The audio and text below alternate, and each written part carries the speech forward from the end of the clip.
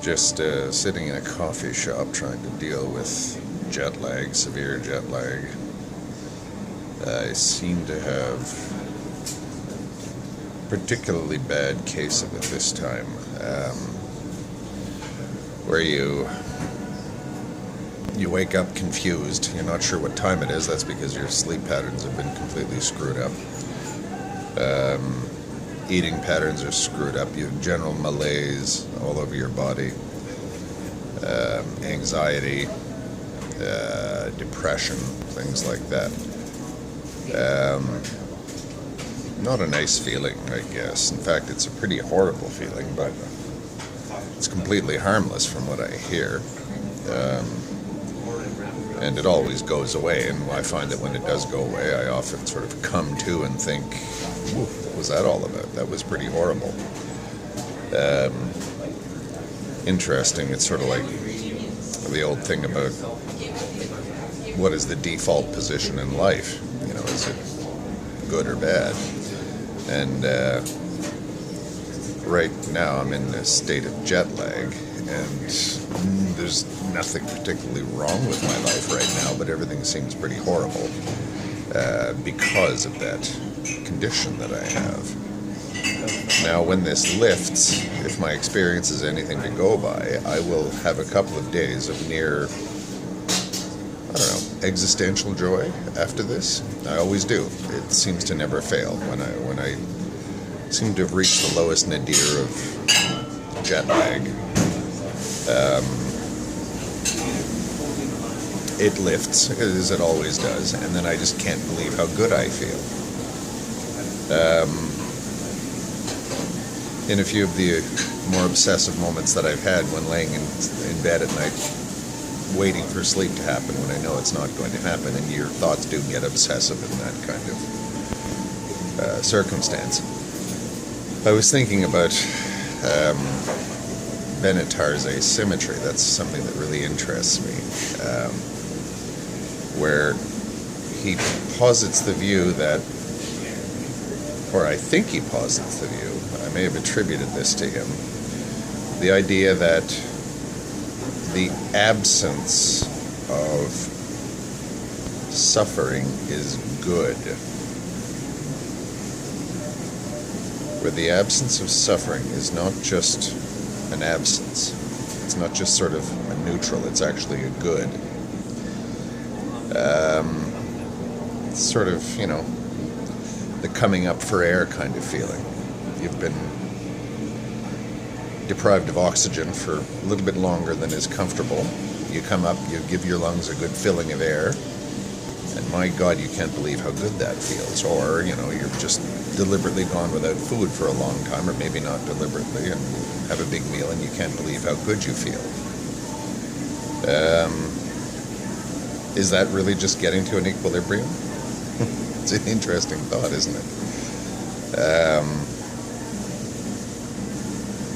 What does it mean to actually feel good? What is it you're after? And can you really be sure when you actually feel good that you actually feel as good as you feel, or you think you feel, or bad even? As you can see outside, it's dark here. Or if you can see outside, actually there's a lot of reflection on the window there, but Canadian winter than northern winter. Dirty, cold, dark. It's the main thing. Not as dark as, say, Scandinavia, but getting there. And the way it affects people. I like Scandinavian literature and art. I was just actually watched a special the other day on Edvard Munch, my favorite artist. And he's a Norwegian, or he was a Norwegian, and it interests me that his works often depict things like social alienation, anxiety, the loneliness of the North, the introversion that cold weather and confinement to your house due to the weather can cause, or can allegedly cause. The Scandinavians are often I won't say criticized, but often referred to as kind of morose people.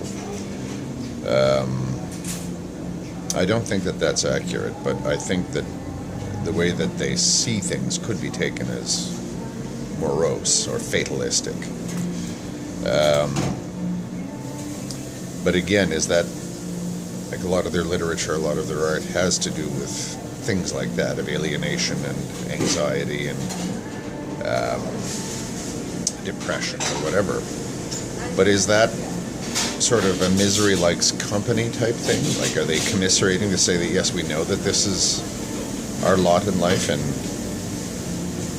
misery and depression and anxiety and things like that aren't really so bad if you know that you're not the only one who's feeling this. It's a strange kind of thing when you have a cultural reaction to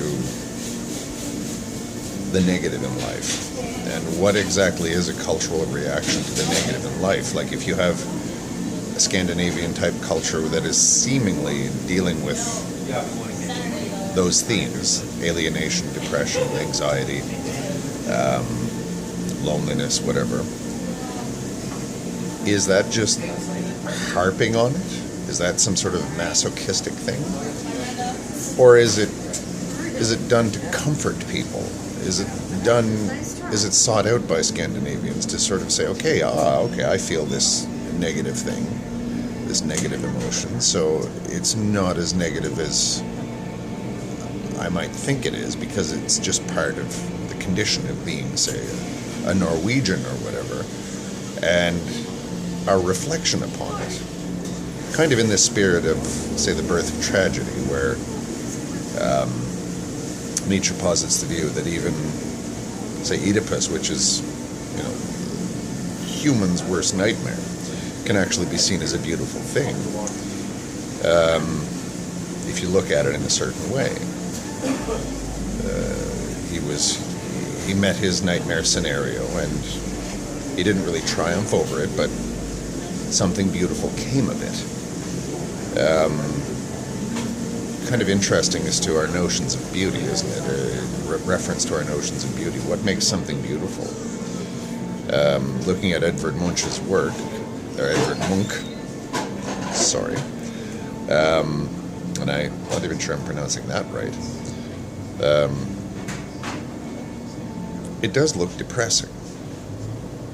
It does look like he's relentless in his examination of alienation and anxiety and things like this. Existential panic, horror. And yet, I find there's something strangely comforting in his art. Something strangely affirming in it. Like Oedipus, it's sort of saying, yes, anxiety and all these things are part and parcel of what it means to be human, I guess, not just Norwegian or whatever, or Scandinavian. It's part of it. But if you can look at it in a certain way, it really isn't bad. If you can accept it as part and parcel of being human, if you can accept it as sort of one's lot in life, and learn to sort of, I wouldn't say see the good in it, but see the universality of it. Say this is just normal. Again, they say that it's not so much suffering or pain that troubles us in life, it's meaningless suffering and pain. And just the idea of not suffering alone gives your suffering meaning. We can see Oedipus' suffering as ennobling to him, because he's not doing it alone. We are watching him. And in some strange way, I suppose, he as a character in a myth would be aware that he was living something extremely significant. It's another thing. There's something egotistical in all art, isn't there? Here I am just sitting in a regular coffee shop in Canada in the evening, talking into a webcam. And I'm talking about having jet lag and having all these negative feelings and things like this. But the very fact that I'm expressing it and trying to examine it and look into it and determine what it is and what it actually means and what the significance of it is, alters it in some strange way. In a sense, I'm portraying my jet lag to everybody. I'm sort of saying, I'm illustrating it. This is what it feels like to be me right now. But I'm just one of 7 billion people. Who gives a damn what I'm feeling right now? But when you analyze your own feelings that way, there is an element of egoism there. There is an element of, I know there's 7 billion of us, but I'm putting this one human center stage. That's kind of what all art does, doesn't it? I mean, Oedipus was nothing more than an insignificant king of a very tiny kingdom a very long time ago. I think he was a king, I can't remember. In other words, he has absolutely no relevance to us as Oedipus anymore. And yet his story has come down to us from all that time, long ago, from an insignificant life that he lived. He maybe knew a few hundred people in his entire life. Now everyone on the planet has heard of him, practically. Because art changed him from being a minor, warrior, thuggish kind of king in medieval, or at least the heroic age of ancient Greece, into something truly, I don't know, truly universal. The nobility of suffering, I guess. And when I'm trying to analyze my own feelings, my own state of mind, when I'm walking around in this weird state, when I'm wandering through freezing cold streets, actually it's not actually that cold, but when I'm wandering through slushy streets, you know, hearing the noise of the traffic, wondering what I'm going to do with myself, I can't sleep tonight. If I stay home with my wife and kid, we'll all get cabin fever and kill each other. But when I'm actually putting my own life center stage and sort of analyzing it and sort of saying, okay, my feelings matter and my feelings need to be worked out. In a way, I'm dramatizing everything, right? I'm sort of saying I am some sort of universal human, some sort of person who is worthy of analysis, who is worthy of being an Oedipus, who's worthy of saying maybe my sufferings mean something, however minor they are. And jet lag is a particularly good one because there's something, I don't know, illegitimate about saying you're suffering from jet lag. Because how do you get jet lag? You fly to places that, you know, most people don't get a chance to fly to. You do things that, you know, are out of a lot of people's reach. I just came back from the Far East. So, you know, on the surface of it, it's sort of, okay, I'm suffering from jet lag. Oh, poor you. You just came back from the Far East. I'm not going to feel sorry for you. It's kind of delegitimizes, in a sense, my real suffering from jet lag. You know, it's all very well to say, oh yeah, there are people in the world who don't have enough to eat. There's people in Syria who are right now getting their limbs blown off or something like that. Therefore, on the grand scheme of things, my suffering doesn't amount to a great deal. Yes, but does that mean that I am not suffering? Well, that's an interesting thought, isn't it? Again, it's not so much the idea that suffering is bad, because, as I say, I'm walking around in a weird kind of funk, and this is probably reflected in the video. I probably sound like I'm half drunk or whatever, but I can't honestly say that I'm having a bad time of it. It's strange when you try and sort of see something universal in the type of suffering that you're enduring at the present moment. Something dramatic, I guess. And again, yes, it is egotistical. I'm wandering around thinking, my God, this is really awful, having to deal with anxiety like this, and having to deal with lousy weather, and having to deal with whatever headaches I'm dealing with right now. Especially given the fact that there is there's probably a great deal more suffering going on in a lot of other people's lives. So there is something, I guess, egotistical about that. There is something drama queenish or drama kingish about it. I'm trying to imply that my sufferings are somehow transcendental or something. I'm looking at it that way at the present moment. Well, I have to ask then.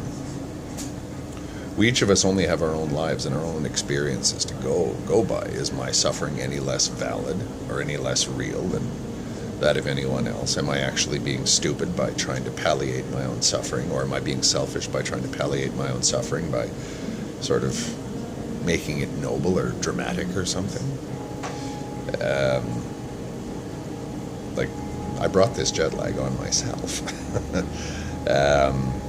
It is a very real type of suffering. If you've ever been insomniac for an extended period of time, you'll know that it's not a nice feeling. Or if you've ever had extended periods of anxiety. I went for a few years with a lot of anxiety, and I know it's not nice. And I'm feeling a lot of anxiety right now. But again, I know what it is, and I can sort of tell myself, listen, fellow, you're just feeling some anxiety, and, you know, to be a human being is to feel anxiety. And it's also, to be a human being means to think that your own problems are the biggest ones in the world. That's part of us, isn't it? Because it's the only ones that we're actually experiencing. We can empathize with the experiences of others, but we can't experience their suffering. We can't experience their experiences. You know, it's like when you read about the troubles that a Hollywood star has, a multi-gazillionaire. You're inclined to say, oh God, I wish I had your problems, or that ghastly little phrase, first world problems. You know? We're not worthy to have meaningful suffering because we're not really suffering in this part of the world. Nasty, insidious thinking, but I think we all fall for that.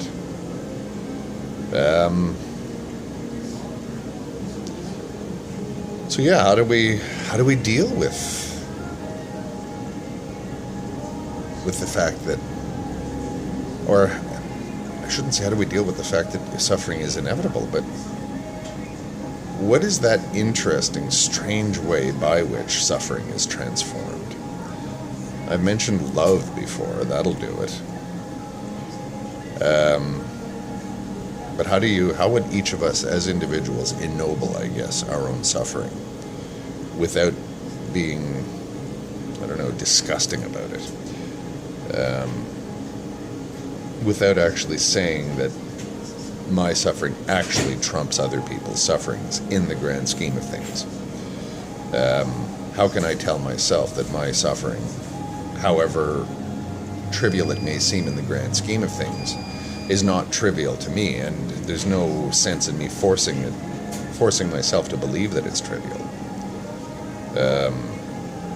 Just because I'm not dealing with suffering to the extent of, say, Oedipus, does that mean that my suffering is not something that I should try to ennoble in some way and try and sort of say, look, I deserve to have my suffering mean something?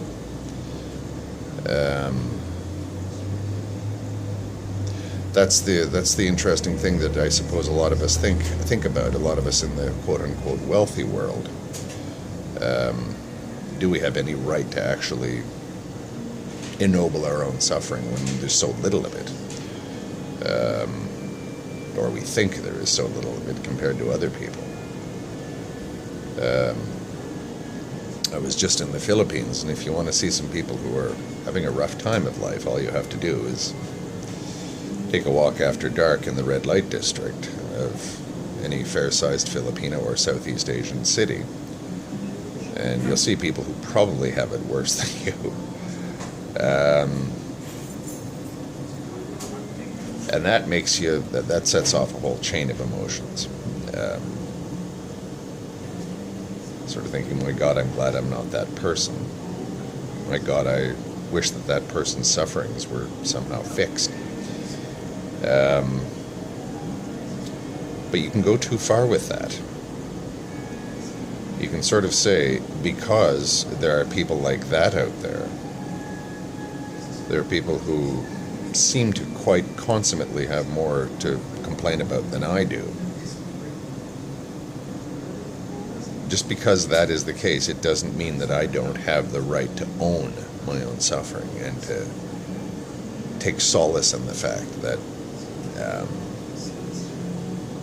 even the dumbest suffering has something noble about it. There's something in our society that sneers at people who might want to be a little bit more soulful, I guess, about the way they suffer. An interesting comparison, I suppose, would be, say, the Canadian kind of puritanical way of dealing with suffering, i.e. you don't complain, you repress everything, and you never show that you're actually suffering. That's kind of a generalization, but I think it's generally true, or broadly speaking. Versus, say, a culture like Latin American culture, where whatever emotions you have, you inject drama into it. You inject the numinous into it. You inject the sublime or the tragic into it. Suffering is almost never denigrated the way that it is in our culture.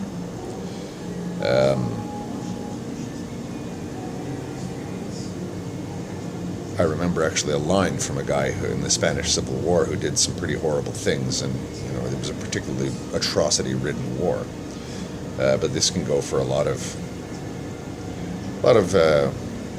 Latin American thinking, or Latin thinking in general, on what life and its suffering is, and its challenges and the traps and mistakes we can all make in it.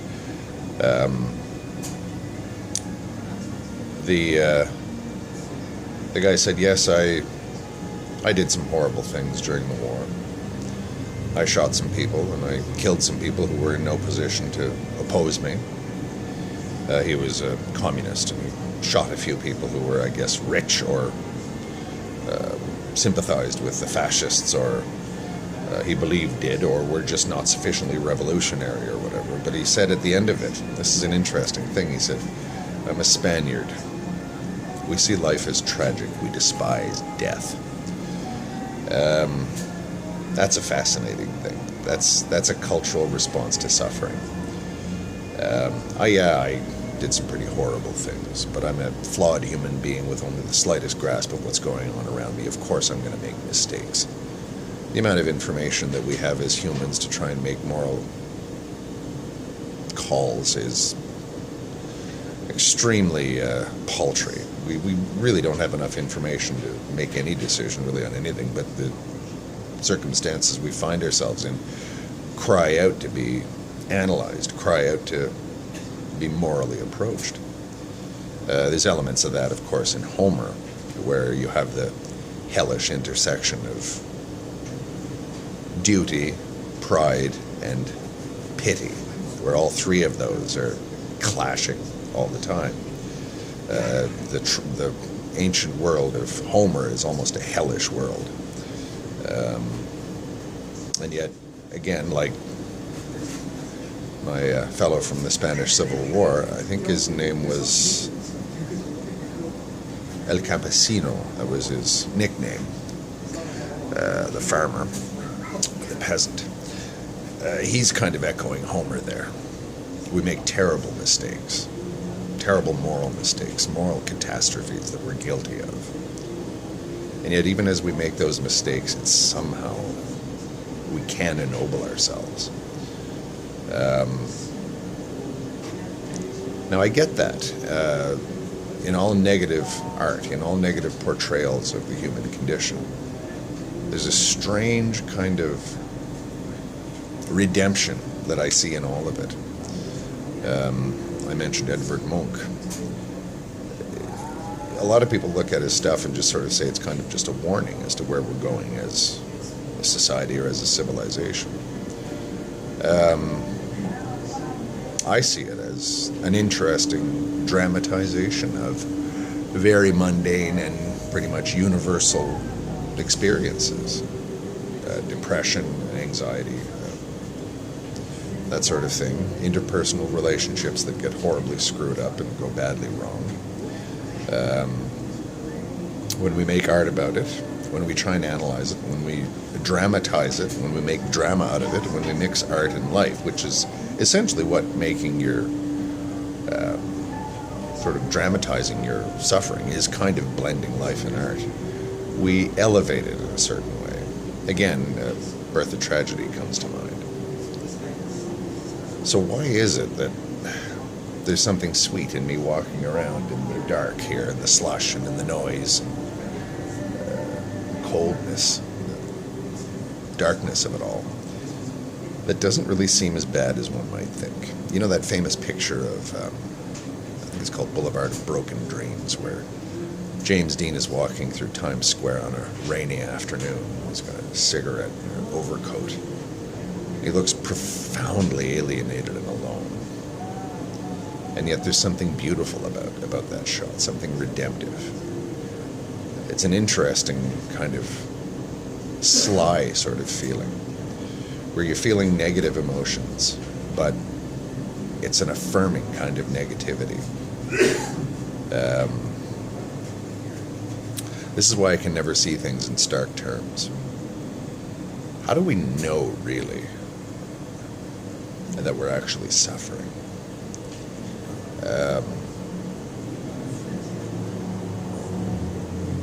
And really, conversely, when things are going extremely well, how do we know that we're really enjoying ourselves?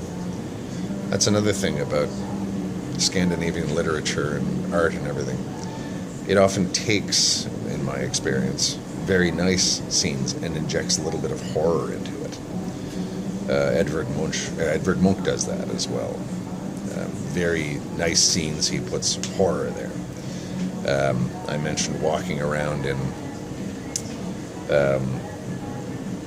the dark here in Canada in the evening, saying that it's somehow enjoyable. Edvard Munch actually, a lot of his art sort of says, yes, the loneliness can be wonderful in its own way and somehow ennobling. But he's also got a number of works whereby it's portrayed as being terrifying and menacing.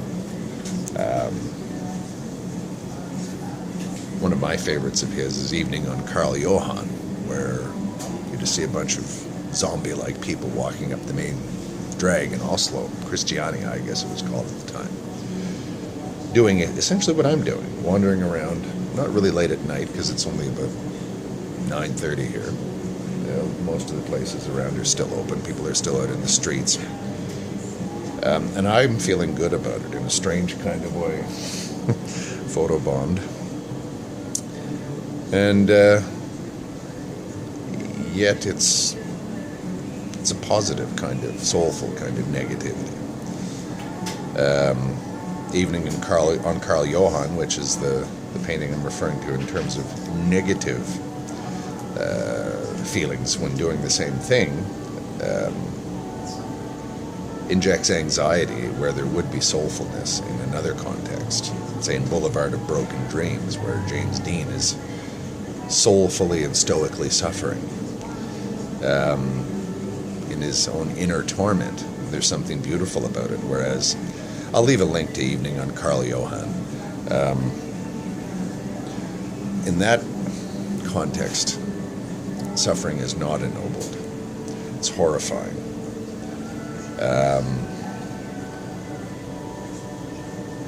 But I think by and large, we know this. We know that we can dramatize our sufferings. We can sort of paint them on a canvas of some sort of universality. We can sort of say, yes, this is the human condition. My suffering is generally a part of the general human condition, and therefore it's no less important than anyone else's, regardless of how trivial it may seem to others. and that horror can sneak into anything, but so can sublimity, so can great joy, so can, or I wouldn't even say great joy, but so can a great amount of positive, or how would I explain that? How would you explain the positive that you would see in the story of Oedipus, or again the photograph Boulevard of Broken Dreams? I'll link to that one too. How can you see something positive in that? How can I find something positive, or what would I say is the enjoyable part of walking around aimlessly through the cold, wet streets of a Canadian city in the winter, jet lagged, with a racing heart and the occasional moment of actual panic? How can I actually feel that this is a good and ennobling thing? It seems strange, but I don't know. I guess it is, in a sense, as I say, I'm dramatizing it. I'm sort of saying that, okay, Andy, your suffering is kind of mundane compared to everyone else's, and it's nothing that a lot of other people don't suffer. But it's very real, and it's part of being human, so let it come. Love your suffering, I guess. I don't know. Love it and accept it. See it as noble, I guess. As opposed to, say, being raped by one's suffering, which does seem to happen to a lot of people. Their suffering has no value. There's no redemption in it.